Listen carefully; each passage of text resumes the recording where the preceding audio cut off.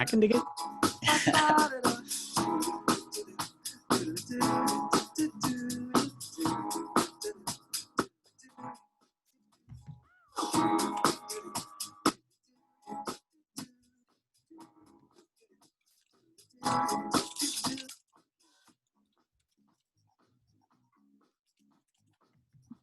Hello, hello. Hello, hello. Welcome, welcome. Hey, Aaron, your volume is going down. Going down?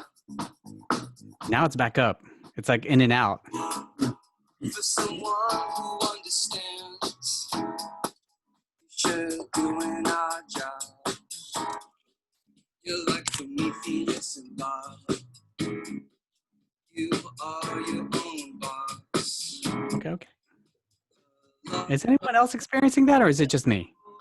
That the volume's like this? Let me try to mute you and see if it makes it more consistent. Yeah.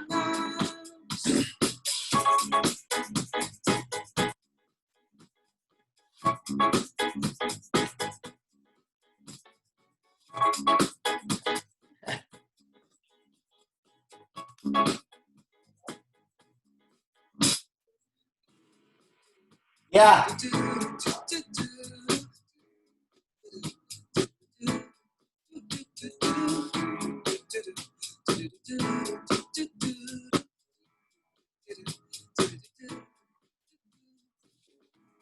James Murphy is playing at my house.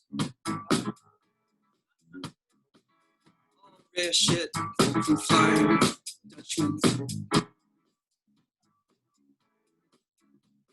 Opinions outweigh my doubts. Or maybe I just pay attention. I said opinions outweigh my doubts. Or maybe I just pay attention. I don't give a fuck.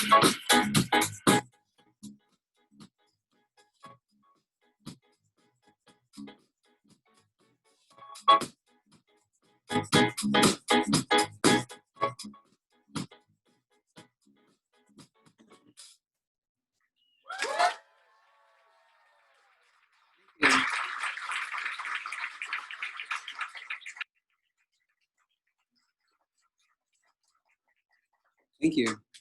Yeah, so we're touring. I'm Chaz. Thank you so much. This is Patrick over here on the bass.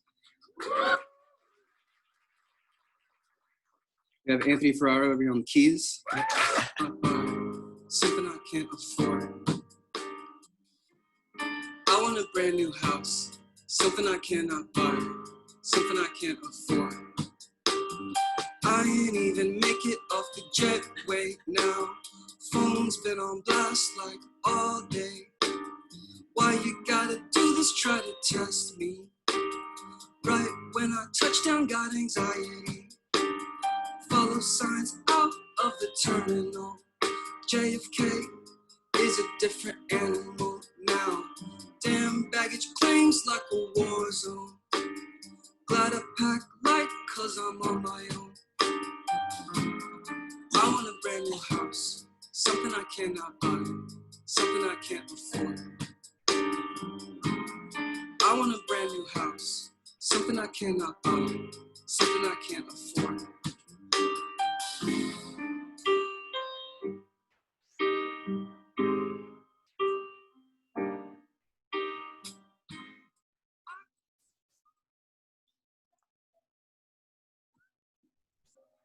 How's everybody doing? You think we should get started? Yeah, why not? Let's do it. Cool. Hi, everyone. Welcome to session 3 of Resolve, Making Peace with Crisis. My name is Aaron, and I will be your Zoom host for the evening. I'm going to go ahead and share my screen real quick.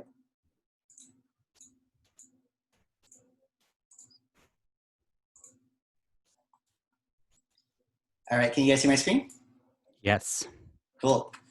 So this is a SEED Accelerator workshop series called Resolve, Making Peace with Crisis, and this is session number 3. Thank you all for taking time to join us tonight. I'm Aaron Orsino. I'm the program manager for the SEED Business Accelerator, I also work as operations lead for Filipinos Free the Frontline. With Undiscovered Night Market, I work in marketing, and I'm also a small business owner myself that has a tech design agency that recently had to pivot in order to stay afloat during these crazy times. So talking a little bit about Kultivate Labs, Seed Accelerator is just one branch of Kultivate Labs whose larger goal is to create economic stimulus and cultural programs within the Soma Pilipinas Cultural District. In addition to Seed Accelerator, we have Undiscovered, Creative Night Market, Balai Creative, Kapwa Gardens, and Republica Business Incubator. So I'm sure that everyone's been in a Zoom meeting by now, but just gonna go over some quick housekeeping rules. Number one is to mute your mic when you're not speaking, but if you do have something really urgent to say, well, actually, we'd like this to be an interactive dialogue. So please share any comments or questions as they pop up inside the chat box. And if you do need to unmute your mic, the controls are in the bottom left, along with the video. If you need to take a break from video, you can stop your video there. And you can access the chat box in the right side by hitting chat, and you can change who you're sending the message to by changing this blue box from everyone to private or to just the host directly. So you can change your views to only highlight the person speaking, or if you prefer, you can go to gallery view, which will show everyone who's in the conference at once. And from the laptop, you can change that by toggling this gallery view button in the top right-hand corner. On the tablet, it's in the left-hand side, and you can toggle between gallery view and speaker view there. And on a mobile, you can just swipe left or right to change your view, and you can see 4 participants at a time. So on Thursday, we have one more event coming up with Anthem as the host, and he'll be going deep, helping small business owners to give them tools to cope with these uncertain times. And with that, I'd like to hand it over to Anthem, who will take it from here. Awesome. Thank you, Aaron. How's my mic? Am I golden here? Can you hear me okay? All right, awesome. Hi, everyone. My name is Anthem Salgado, business coach, and the name of my practice is Art of Hustle. And it's been running for about 10 years now. And primarily, I am a business coach helping out folks who identify as self-employed or small business with a special focus on marketing and communications. What else can I say? My original background is in the arts. And so a lot of my community and cultural work is the values from that former career is something that I'm proud to have brought to my current practice. And so I get the good fortune to work with amazing people, such as the individual you'll be meeting next. Her name is Jennifer Navarro-Marroquin. She has multiple areas of expertise that she'll tell you more about in a little bit. But among them, financial professional, serial entrepreneur herself, prosperity coach, running her own coaching practice called Claiming Prosperity that she'll definitely speak with us about in length. And without further delay, Jennifer, welcome to the program. Thank you, Anthem. Thank you so much for having me. Thank you, Kultivate, for really curating these amazing sessions. I got so much out of Desi's session last week, so I'm just happy to be here. Yeah, I'm very excited for you to be here. I understand that you're going to be walking us through a little bit about your history, your many incarnations, as you call them. So let's go ahead and start there. And I think it's going to be a good way for all of us to get on the same page. And that way, as we start speaking in more detail about your tips and advice, it'll sort of be anchored in some of the things that you'll be sharing here, like where you actually pick them up, your background, etc. Totally. Yeah, I think that this would be a great way and to just see how this work is informed and how it's evolved. Yes. So I'm going to share my screen. It's when I was putting this together last night, I was like, oh, wow, this is really interesting. I never really did this before. So you guys are going to be taking the journey with me. So, you know, this is just kind of going back here a little bit, like McFly, you know, back in time. It felt like a little bit of a time capsule for me. So I'm kind of revisiting this as we're doing this together. So here we go. So the first incarnation of business ownership for me was Lit Lounge in the Soma District, 6th and Mission Street. It's now Monarch. Before that, can't believe what it was before that. But I'll just kind of play this video, kind of give you guys a little bit of what Lit Lounge was about. So it was just me doing everything, bartending and accounting and booking and all of that. So the entrepreneur bottleneck is for real. Don't do it, you guys. I don't recommend it, but I do recommend that you do what you love. And this is what I loved at the time. So I opened this up right in the heart of the Soma, and from it, I met my husband. So, and my whole family on his side. So there was a huge piece of that coming together for me. This was Lit Lounge, our parties. We had the basement. You guys might have been in Monarch. We did not have as much money as Monarch, so we just kind of did it on the guerrilla style on the under. But it was something I was really proud of. It was something that I put my blood, sweat, and tears into 24/7. It was all the time work. And actually, we sold right before the financial crisis of 2008. So we were able to sell and get out. And this was really a stressful time for me, almost kind of like a, where do we go now kind of a thing. And I did some soul searching after Lit Lounge on 6th and Mission, and went back to school. And the next business that I started, because I was doing my own healing, my own work, and just understanding what moved me and what motivated me and where I needed to heal. I went to massage school, went all the way to my certification and licensing, and started seeing people one-on-one as far as healing. So I had a practice in the Mission District where I was seeing people and doing body work and doing energy work and doing aromatherapy. And I got to apprentice underneath the curandera, where I learned journey work and the Mesoamerican tradition for about 5 years. So I really incorporated this in my work. And what I was finding when I was working with people is that the emotional piece around money, around security, around their fulfillment in life was a huge driving factor of whether they were well or they were unwell, and how that showed up in the body. So I feel really fortunate to be really in close contact with that. And through this work here, seeing how everybody had this really unhealthy, a lot of times, relationship with money and planning, and the people that I was working with, and my husband and I were getting married at the same time. I started looking at my own money story, and through that, just being the person that I am, and I can't just be like, hey, that's cool, I learned that, I had to get licensed in it, right? So I started the whole financial services industry. I still do that now. From 2013 to present, I started working with individuals. And then now, where I'm really excited about, I'm working with business owners right now. So we have this really amazing team that works with business owners and has them understand how they can save on taxes, kind of like the big corporations do, but bringing it to Main Street.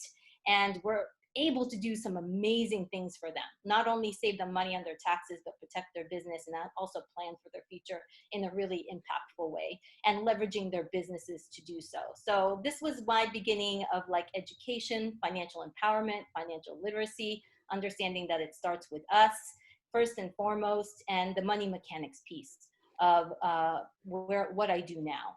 So here, 2 years after I started this, what happened? Oh, there we go. So 2 years after got the financial services, I still do that. This work of prosperity, this work that we're talking about today, brought this into my life. So claiming community well is something I'm really proud of. It's in the Excelsior District, 2015 to present. And what we focus on is bringing healing and healing to individuals, having them find their own path, having them break down barriers, and cultivating resilience for all, which right now is so relevant. And we hope to continue that work. So over 300 people come into Community Well when we were open for services a month, that being mental health services, maternal health services, wellness services. We really create an intersectional space where all different people of different backgrounds, income, socioeconomic backgrounds, race, can really create this dialogue within what's happening with our community and different ways for us to heal. One of our core values is access, because in many, many communities, having access to services that they need is a huge barrier and challenge. So our whole mission is to create holistic services for all. So by getting funding and by getting donations and by getting grants, we're able to provide a lot of free classes. If you see on the maybe your right side, the whole I Feel Good program, we have community members that graduate from that. It's a 6-week transformational health program, and that's all free. The H3 program that we're running right now, it's all free. And most of the people that come to these are Latinx, Filipino. We don't have a huge African-American participation yet. But it is definitely something that we're excited about. And we love to do community events. That's the one in the center there. That was the last winter market that we did, bringing people together in that way. So this is Community Well. And then from here, the piece that I bring into Community Well is this Claiming Prosperity piece, which came together in 2018, working with Anthem. This really started to come together, and it's like, oh, okay, because when working with people with their money, and then also the healing piece, I kept it really separate for a long time. And then it just kind of had this aha moment of like, why am I keeping it separate? Because every time I sit down with people, I see that the emotional and the spiritual piece plays such an integral part with their money. So with Anthem's help, we're able to make this like a real thing. And now I do group workshops. I work with clients one-on-one, and it just brings me the most joy. It's like the best thing ever. And I feel like every single piece of my life led me to this and informed this work. And I feel like I embody the teachings and the values that's presented with Claiming Prosperity. So that was just a little look back, and to be continued, right? Because I'm still I don't know, I feel like I still have a lot of energy to create something else. So who knows what's coming up next. And I just really appreciate you guys taking that little journey with me. And it was really fun last night as I was putting this together. So thanks. Awesome. Thank you so much, Jennifer. Definitely a very full history. What would you say has been the consistent through line from your first business to your current businesses and or practices? Do you feel like there's something that has been consistent throughout despite all the changes? I think what has been consistent throughout what I've noticed is that whatever I decide to put my focus on totally relates to where I've evolved in my life.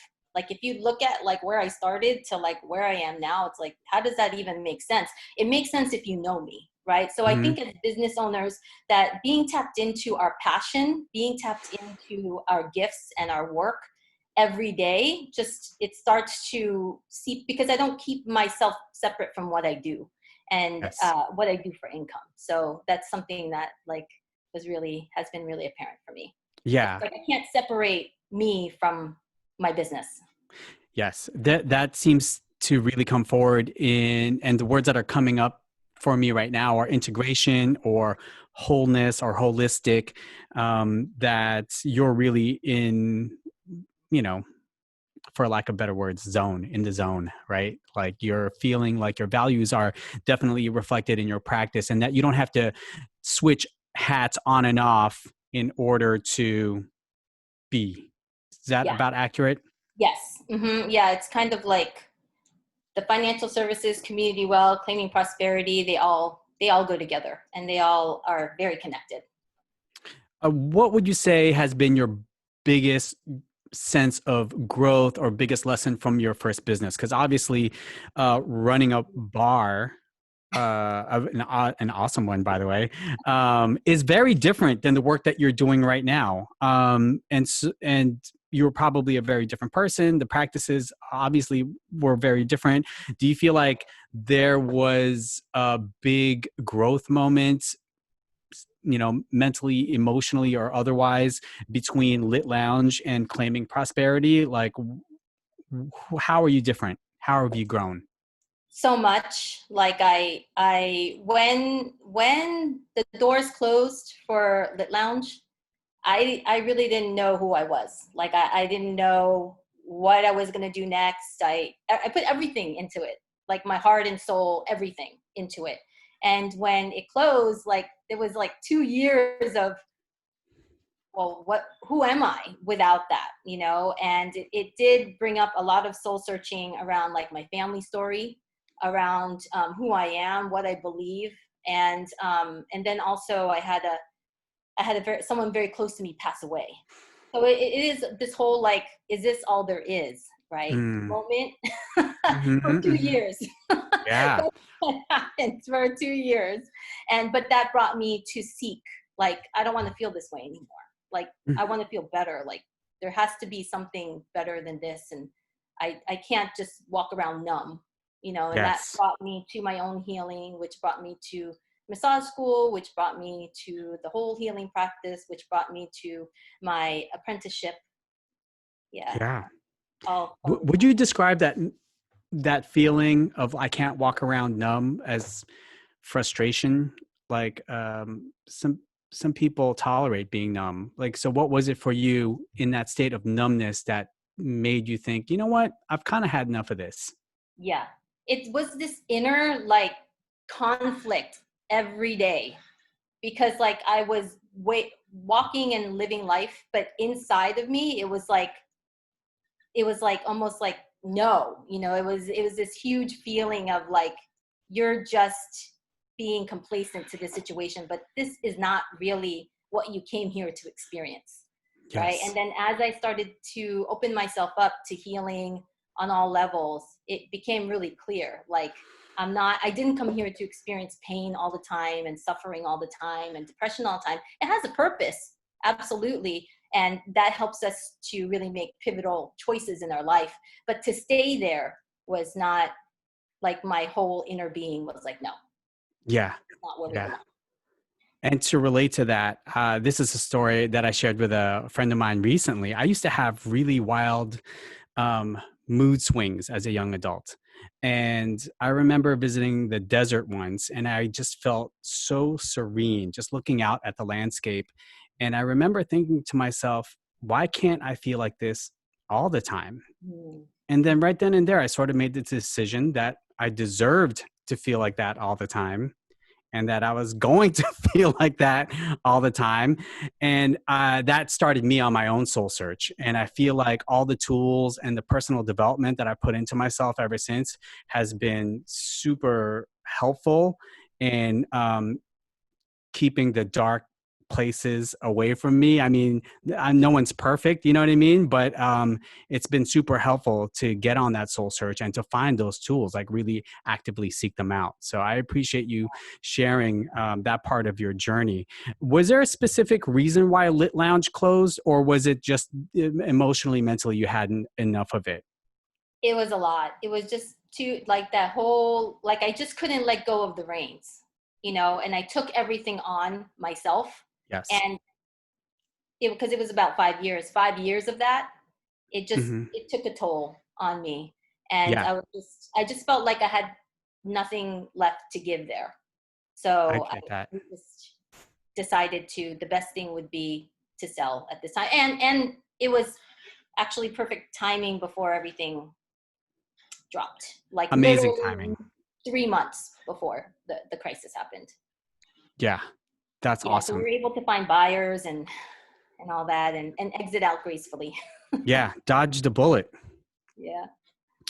Do you feel like there are things from Lit Lounge, even though it did lead to that sense of burnout? Are there business lessons that you gained from that crazy time that you feel like has helped you in your current endeavors? I mean, founding is Community Well nonprofit?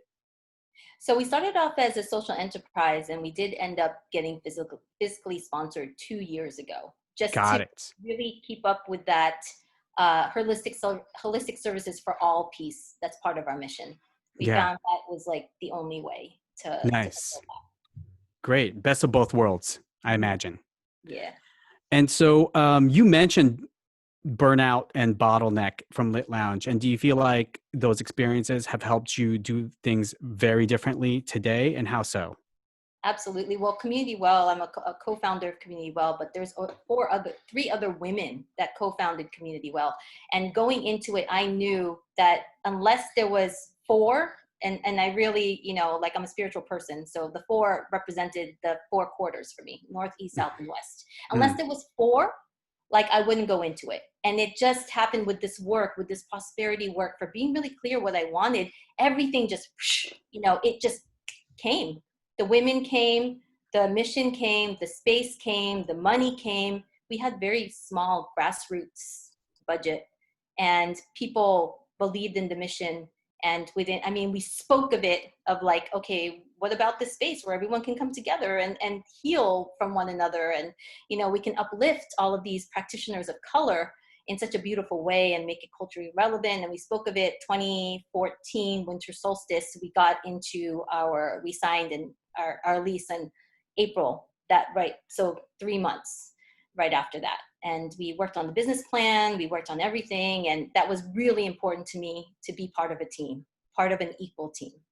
Really important. It's like you put your ask out to the universe, and the universe responded like, okay, here you go. You're ready. Exactly. It's just it's the flow that happens when you get yourself out of the way and you're really clear. Yes, I love that. And I think that's a really good segue into prosperity consciousness. I mean, obviously you talk about prosperity. What is prosperity consciousness to you?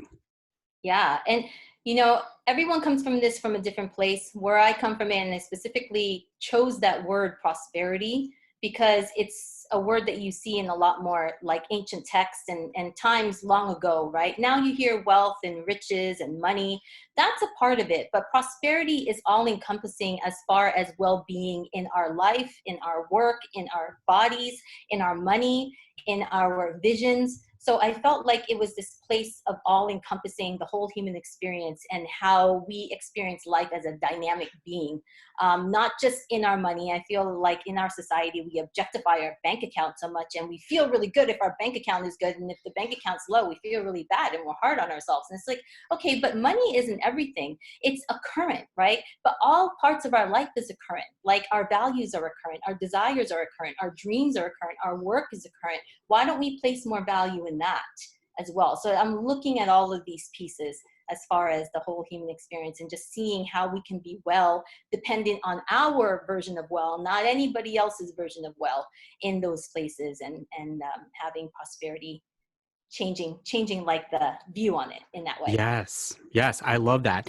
And the last time you and I talked, you mentioned a couple specific things that you would include in your definition of prosperity consciousness. So I'm just going to name a couple of them. And if you would, please touch on each of these and let us know how these sort of fit into the picture. So gratitude, reframing, I put the word lesson. I don't remember exactly why, but you could tell us. And community, this sense of having people to ask for help and recognizing your network. Yes, absolutely. Thanks for that reminder. But I feel like the first one is, and then we're talking about resolve, right? I love that this whole topic of this whole series is like, how do we continue to cultivate these inner resources within ourselves, no matter what life brings us? And life is bringing us a whole bunch of craziness right now. Like these are super wild times.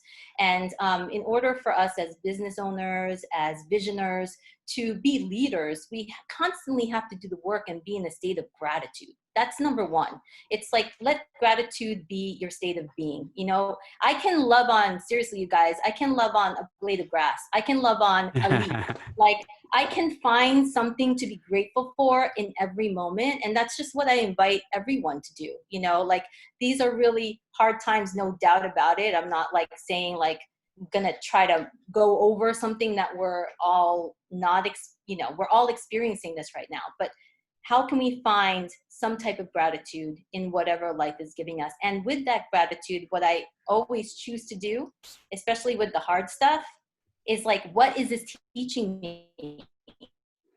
There is a lesson, like that's the gold, right? Within us, there's this inner alchemist. So every time something bad comes to us, what I invite people to do is, how can you awaken your inner alchemist and turn that like blackness into gold, right? Because there is gold there. And when I think back on all of my really like awful stuff in my life, that was a pivotal turning point. That was my greatest point of growth. So don't shy away from the lesson, from the hard stuff, because that's the biggest gold there for you in your life. And then also, obviously, just have your love community, right? Like have those people that you can call on to, that you can ask and have really great dialogue with, and will support you and will love on you during those hard times, because it is so important for us to know that we're not alone, and to know that we have a support system and a network and a web that we're contributing to, and that that we contribute to and can receive from as well. I am appreciating the name of Community Well after having heard what you just described, because obviously there's like a play on words, like the community should be well, right? That we were aiming for wellness itself, but also it's a well, like something to draw upon, that your community is a resource that we all need to continue to keep filled. Yes. So I love that. And I think I also want to add to what you said about gratitude. When life is hard, gratitude doesn't necessarily fix your problems, but having gratitude keeps it from getting worse, at least emotionally, mentally, right? Like having less gratitude actually just magnifies all that is already potentially wrong, but having just a little bit of gratitude could help balance things out. So it is a hard practice. It's not easy, but it's worthwhile. So I appreciate all of that. Thank you. I know also that you have a specific for, you know, I guess we could call it a system, right? You have a system that you have organized into 4 quadrants. Would you mind walking us through one by one through all of them? And yeah, go ahead. Okay, let me share my screen again. Take this down. So this is part of the whole, like, how everything means something and nothing is ever wasted, right? So this whole, and really, like, this whole name of Claiming Prosperity was deliberate in this claiming piece, because we just can't sit back and be like, okay, just my life needs to appear in the way that I want to appear, and not feel like we don't have to take any action. Like, we actually have to take action in our lives. So Claiming Prosperity, I was able to really, when I really think about it, break down prosperity into these 4 quadrants, right? So here, when we say prosperity, traditionally, it falls here. Like, people are thinking of mechanical peace, money, budgeting, how money works, where to save, what to save, financial blueprint, financial empowerment, principles of wealth. Yes, that's the first quadrant, because I start off there because that's where everyone is familiar with. And at the same time, in just my experience, this is 10% of prosperity, like 10%. And imagine how much we focus on this piece, right? So when I sit down with people in these years since I've been working with people on the field and working one-on-one, this mechanical piece is completely attached to the second quadrant, emotional. Our belief system, the places that we're stuck, our stories that we tell about money, our thought patterns, emotional release that we have, our ability to have positive processing, awakening passion. All of these things are really important, and this is the deep dive, because when I'm working with someone on the mechanical piece, but they still have all of this stuck negative belief systems that's working against them and where they want to go, the mechanical piece isn't going to matter, because it's not going to be sustained. It won't continue, because those belief systems, in the place of triggering and hardest times, they will always kick in, and whatever plan that we come up for them, it won't last, right? I want to say 95% of the time. So the emotional piece is a huge piece of prosperity, and looking at these places. And a lot of times people are just like, what, I have to look at my belief systems? It's like, yeah, actually we do have to look at our belief systems, because if you haven't looked at them, probably, most likely, the belief systems that you're carrying around money, fulfillment in life is actually probably your parents or elders or people that you've had in your life that have imposed these beliefs on you. So we move from the emotional piece, now we're getting into the aspirational piece, right? Spiritual, how are we creating fulfillment? How are we giving and receiving? How are we finding purpose? What is the places where we're healing? Ancestral healing, that's a huge piece, especially for our communities of color around money and prosperity and abundance and deserving. The ancestral piece is huge. Our migration story, our colonized story it all plays a huge piece in our ability to create the relationship that we want with prosperity and abundance. So the last quadrant is, I kind of left this for last because these are the tools that we use, right? These are the tools I use when I'm working with my clients. I have them understand and master the law of attraction, the law of resonance, the law of vibration, create and cultivate a prosperity practice. Prosperity just doesn't show up. It's something that we're consistent and disciplined about. It's also understanding how to cultivate intention, and that every day is a new day to start. Whatever happened yesterday, even whatever happened an hour ago, doesn't hold you to the choices that you can make now and into the future. And the choices that you're making now into the future is actually shaping the next day and the next day and the next day and the next day. So it's looking at all these pieces. And then that last piece is art of abundance, right? Because when we do this work, it's not one way. Everyone finds their way. It's an expression. It's an art. Everyone masters certain things. Everyone expresses prosperity in a different way. So this is kind of like all encompassing the work that I do with folks in groups and individually. But it all comes from really seeing this, every day. Like Yeah. these are things that I see every day. Yeah. Thank you so much for sharing that, Jennifer. I'm going to go ahead and reflect on this. If you could please leave it up. Oh, sorry. Because I just want to point out some things that are occurring for me right now. When it comes to mechanical, a lot of times people, myself included, are very action oriented. When we want to fix something, we go immediately to the actionable, right? And I feel like that's what you're sort of solving for in the mechanical. But like you said, if our heads are not on straight with the emotional part, the mechanical stuff just isn't as powerful. And this is something that I try to look out for when I'm working with clients or when I'm taking on new clients, is how well has someone done that emotional work? Because otherwise self-sabotage tends to creep in and kill the actionable stuff. So even though someone knows technically what to do, they're not going to be able to execute as strongly if their emotional stuff isn't solved, even isn't worked out. And I feel like it's a touchy subject for people who haven't really done the personal development work, but this is why I believe as much as I do in therapy.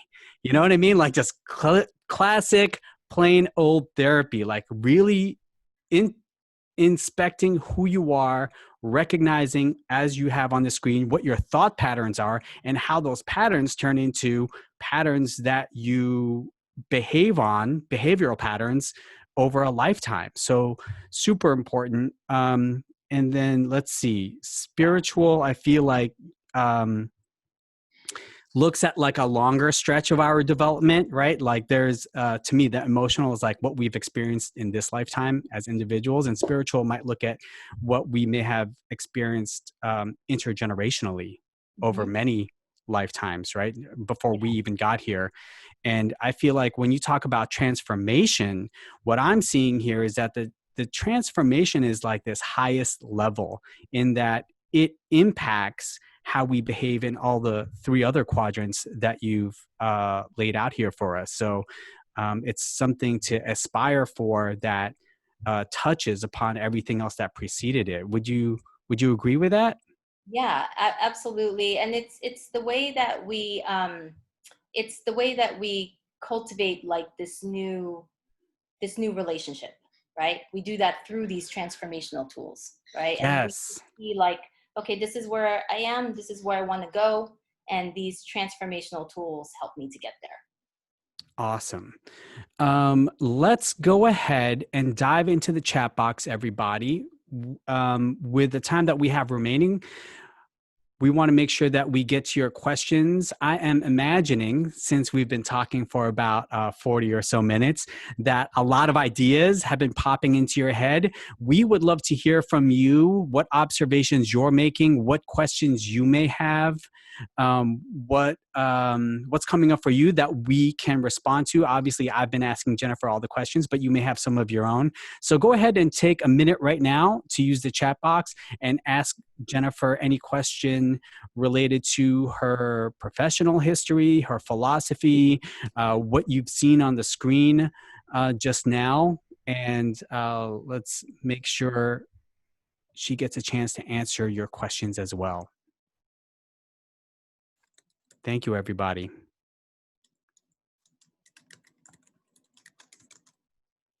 And then right after that, we'll get into an interactive exercise with the time that we have remaining. I think we can do it, at least an abbreviated version. You think, Jennifer? Yeah. Okay, very cool. So let's take a couple questions and then we'll move forward. So what is coming up for you right now that we can help answer? So Aaron is asking first, what are some daily or nightly rituals that you think are essential for cultivating a wealth mindset? Great question. Yeah, and perfect. Thank you. Thank you, Erin, for asking that, because day and evening are a great time to do this work. That's when the subconscious mind, you haven't really, either you're switching soldiers kind of like from conscious mind to subconscious or vice versa. And that's a really powerful way to work with the subconscious mind. So what I do in the evening, I always turn off all electronics in the evening and make sure that I am filling my brain with the things that we're going to work on today, like my prosperity definition, relaxation, breath work. I'll listen to a meditation. I'll read a book that's really inspiring. So that's the way that I'm going. And I'm basically telling my subconscious mind, this is what I want to focus on. And when I get up, I'm consciously directing my subconscious mind and conscious mind again with the places I want to go in my 15 minutes before I start my day. I do a meditation, I do breath work, I do prayer, I do gratitude. It looks different every day. I'll journal. But that's the thing with this prosperity. It's a practice. It's something that is consistent. It's something that you do on the daily, and it starts to become a habit. Basically, I don't start my day without doing some form of meditation or breath work or like some type of connection in that way. I love that. That's awesome. And I will share one of my own rituals that I started a couple of weeks ago that's been really helping me out. Inspired by the Thich Nhat Hanh documentary called Walk With Me. In the documentary, they have a bell that goes off every so often throughout the course of the day, and everyone just stops what they're doing and they just chill, like literally do nothing until the bell stops chiming. And so I set an alarm on my phone to go off multiple times throughout the day. And whenever that alarm goes off, no matter what I'm doing, I don't do it every time, but I try to just take 8 breaths and just chill and then resume. And I feel like it's a great way to kind of like interrupt the chaos, whatever I might be in that moment, and then come back a little bit more clear. Yes, I love that. Thanks, Anthem. I'll try that Yeah. too. Yeah. Feel free to steal it. Okay.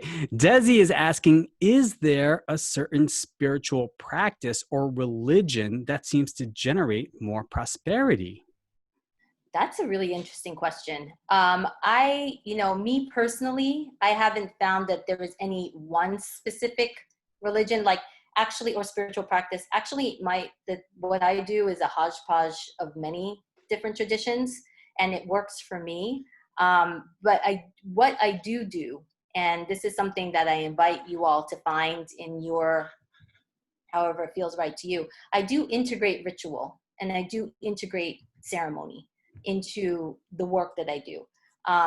Now that may be a little bit foreign to some people, like, what do you mean ritual? What do you mean ceremony? But really what it means is just cultivating spaces of intentionality, having symbolic things that are intentionally picked for what it is that you want to cultivate. So the traditions that I have that move from Kabbalah, they move from Mesoamerican tradition, Filipino tradition, and also just mystic Celtic traditions as well. But the crazy thing is, they're all the same. They just have different languages. They're all tapping into the same source.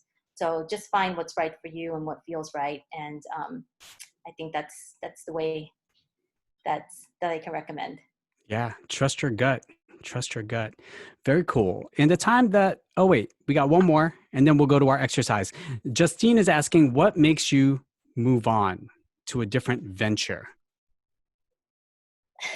That's a really good question. Yeah, it is. I have to listen. I have to be opening to listen. When I opened up my healing practice initially, my small little practice, that was because I went to school, and then everyone was just kind of having these questions and asking me all these things, and I just ended up seeing person after person after person, and just ended up being its own little practice. And I think it's just being intuitive to what you need and being open to listen and what's happening at the moment, and getting out of your way and allowing yourself to be a vessel of good. That's kind of like what pulls me into what's next. I know that's why I put at the end as like to be continued, because I don't know where it's going to Yeah. pull me next, but I keep myself open. Yeah. Very good. Very good. You know, sometimes what I'm reminded of is when it comes to listening to that voice, a lot of times when we think about prayer, we think about talking or asking. But sometimes prayer is like not talking or asking. It's just like being quiet enough to hear the signals. You know what I mean? Because if we get quiet enough, the information is there. It's inside of us or around us, very close by. But sometimes our minds are too busy for us to interpret the signal. So sometimes getting really quiet is something that could really help. Yeah. Ross is asking, do you ever have people who have blockers regarding heart-centered service and receiving abundantly? Absolutely. And I think we all have those moments, right? We're never absolutely perfect there. There's always like a triggering moment that may close us off. But that is a huge piece of the work, is for people to, especially in our communities, people to open themselves up to receive fully. Like, how many times, especially in the Filipino community, do you say like, oh yeah, you know, I want to get, and the people, no, no, no, no, no, no. No, no, no, no, no. No, don't worry about it. Don't worry. Where does that come from? Like, where does Yeah. that come from? Why are we so scared to receive? And there's many, that's a loaded question, right? Because there's so many layers to that. Yeah. And everyone's experience with it is individual. But we definitely, especially also with women, I find that we have, like, we always want to give. And it's hard for us to receive. But when we think about energy, and I love working with energy, it has to come full circle. Energy has to come full circle. Currency has to come full circle. So a lot of times women put money out there, and it goes out to their family, it goes out to their partners, it goes out to their work, but they don't allow it to come in. So you're canceling out the receiving piece, and that's why we don't walk in this wholeness. That's deep. That could be its own seminar. It totally can be. Okay. So I think this is going to be a way to close out. Jennifer, I am going to challenge you though. Is there, I think you could do it. I'm imagining that we might be able to do a 3-minute version of your exercise. Do you think that's possible? Yeah, I think it's possible as a Abbreviation? as a turning of the wheel, Yes. right? Let's churn this. Yes. Kind of, yeah. So everyone, pens and paper ready, and Jennifer is going to walk us through this exercise, and we're going to give you 3 minutes to, at the very least, get cooking. And then after that, we'll have something to explore individually on our own. And so I think this will be great. Yes. So this is an exercise that Anthem and I really wanted to bring to the group. Like, what could be an exercise that could be completely impactful from the series that we do together? And this is the first thing that I do when I work with my coaching clients, is I do this, is have them define what prosperity means to them.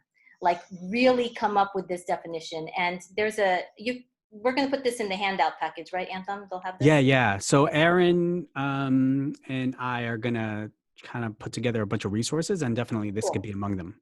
Okay. So there is the Facebook. I have a video on this if you guys want to go deeper. But basically, you know, what I've come to find is that people expect prosperity to show up in their life, but they never even taken the time to define what prosperity means to them. And if you haven't taken the time to define what prosperity means to you, it means that you're working off of someone else's narrative. So this is a very, very important first piece, reset button exercise that I have all of my clients do, is what is your unique personal definition of prosperity? And this may seem simple, but in simplicity, there's huge power there. So don't skip this over. Really take the time to do this for yourself. You know, when we're clear, then momentum can happen. If we don't have that clarity, then things get murky and things show up in our lives that we really don't desire. But when we're really clear, it's like a laser. It's like, boom, like it can happen. So in this exercise, what we want to do is have you take a breath, take out a journal, take out a piece of paper, take a breath and really open yourself up to your dreams. Really open yourself up to unlimited possibility and potential, and ask yourself this question. If there was no limits and anything was possible, there's many prompts here. What does my heart desire and why do I want this? You know, you can pick out the prompts that work for you and that are standing out for you right now, but there are these many prompts, and basically you're going to brain dump. You're just going to brain dump. You're going to brain dump all of your answers to these questions, right? You know, for me, like, what would I be doing for fun? Like, that's a great question. How many times do we ask that of ourselves? How much money do I want in the bank? How much time freedom? That's another currency, time. How much time freedom do I want? You know, in my definition of prosperity. Just go through these prompts and just don't judge yourself.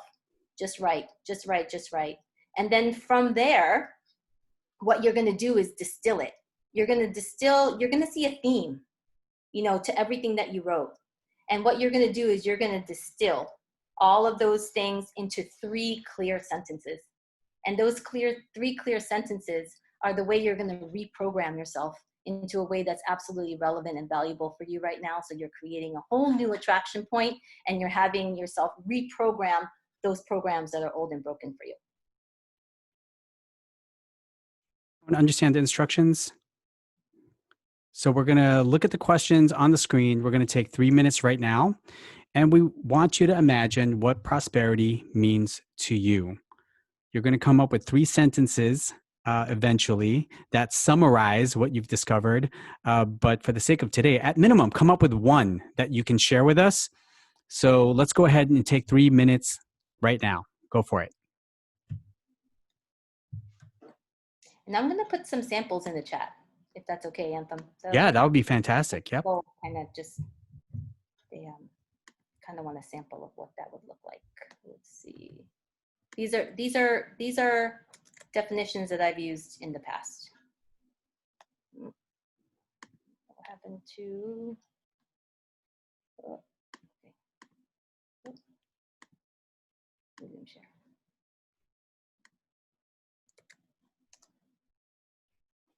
Oops, I just sent that to Roz privately. Sorry, Roz. Everyone in the meeting. Oh, nice.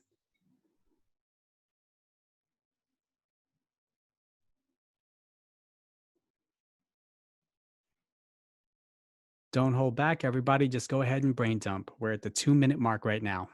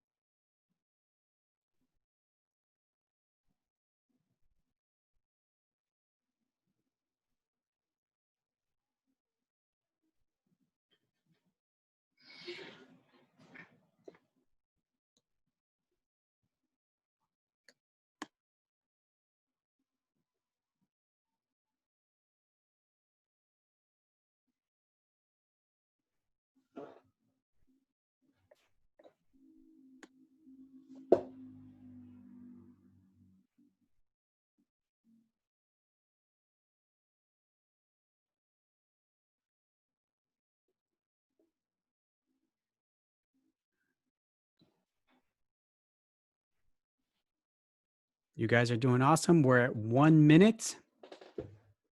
This might be a good time to start thinking about making observations about your brain dump so far and what seems to be the values that are coming forward in your definition of prosperity.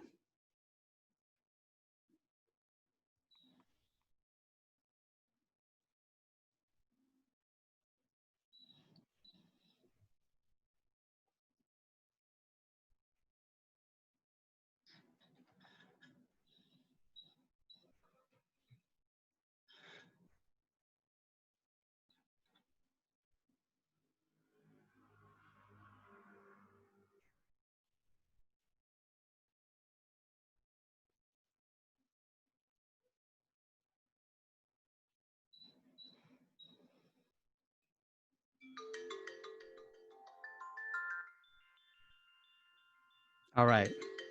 Good job, everybody. What we want you to do now, because I think it'll be a good way for us to close out, is look at Jennifer's examples in the chat.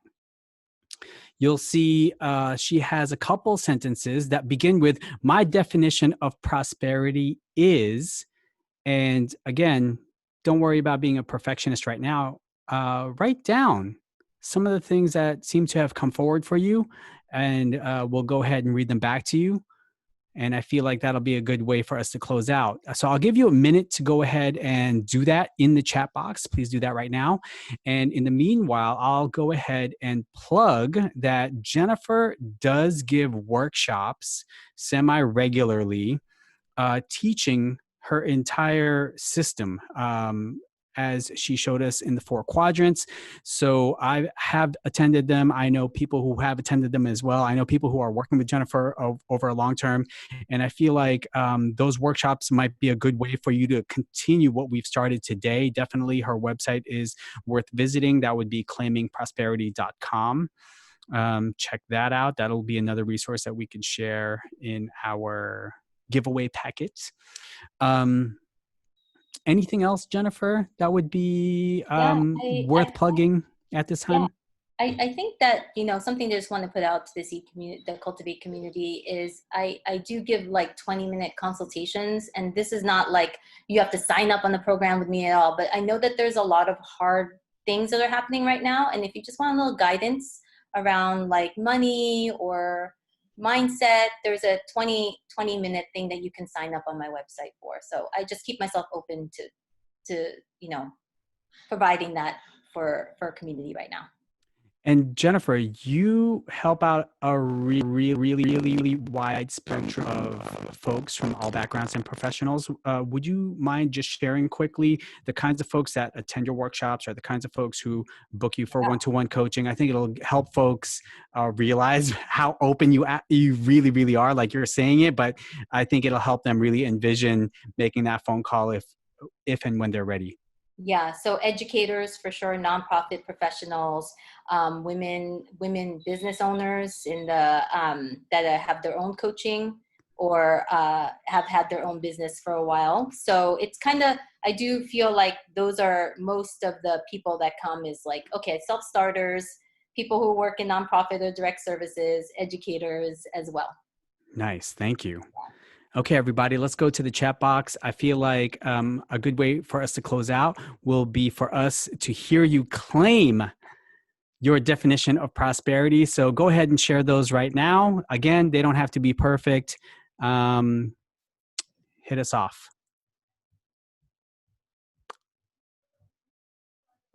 Don't overthink it. Okay, so Ross, thank you so much for starting us off here. My personal definition is living a joyful life full of wonderful memories and experiences. I would be helping raise others up to serve the highest and greatest good for all, to heal old wounds and create joy and opportunities to evolve and share their gifts. I would own my home, my car, be able to travel, spend time with family, friends, and learning, and able to have enough to gift to causes and organizations I believe in. I love that. That's wonderful. Snaps. I love it. I'm telling you. Thank you, Ross. One thing that I just wanted to add to this, Anthem, as you're working on this, your definition, make sure that you feel that emotion behind it. Like, Roz, is this like yes? Like, yes. Like, if it's a yes, then things are just gonna start to flow. Yes. Going back to the feeling, right? The emotional aspect of it. Yes. So, nice. Who else has one or two? Let's hear a couple more before we hand the mic back over to Aaron for other announcements.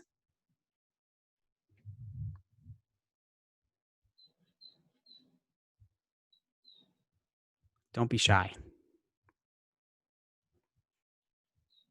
Ross says, thank you for this very validating talk tonight. Awesome. You're welcome, and thank you. Let's hear for one or two more people. Aaron says, my definition is being able to work on the projects that I want to whenever I want to. I will live a life in alignment and be a source of light for my community. Beautiful. Aaron, I love it. Yeah. Justine says, my prosperity is living my life whole with not a lot of hats. Being part of a community, belonging to myself, community, and land, fulfilling sacred responsibility to care for others. Thanks so much, Jennifer, and everyone. Fantastic. I love that a lot. Thank you, everybody. And with respect to your time, I want to go ahead and hand the mic back over to Aaron and or Desi for any announcements. Please take it away. That was amazing. I'm going to sign up for a consultation. But we've got one more workshop coming up on Thursday. Please sign up. We'd love to see you there. But aside from that, thank you very much, Anthem. Thank you very much, Jennifer. And thanks for everyone for joining us tonight. The recording is going to be available online by tomorrow. Fantastic. Crazy gratitude. Justine is asking, I missed it. How do we sign up? For which, for Jennifer's consultations, Aaron shared the link in the chat. That would be at our website. If you meant for a Thursday session, that would be the same link for this workshop. And I'm going to be leading that one. It'll be very interactive. We'll be talking, we'll be doing more writing exercises and journaling. So please join us for that on Thursday. Same bat time, 7 p.m. Pacific time, that is. Because I know some of us are on the East Coast. Cool. Anything else, Aaron? Are we good? We're good. Good night, everyone. Right on. Thank you, everybody. Thanks. Thank you. Thanks, Jennifer. Thank you so much.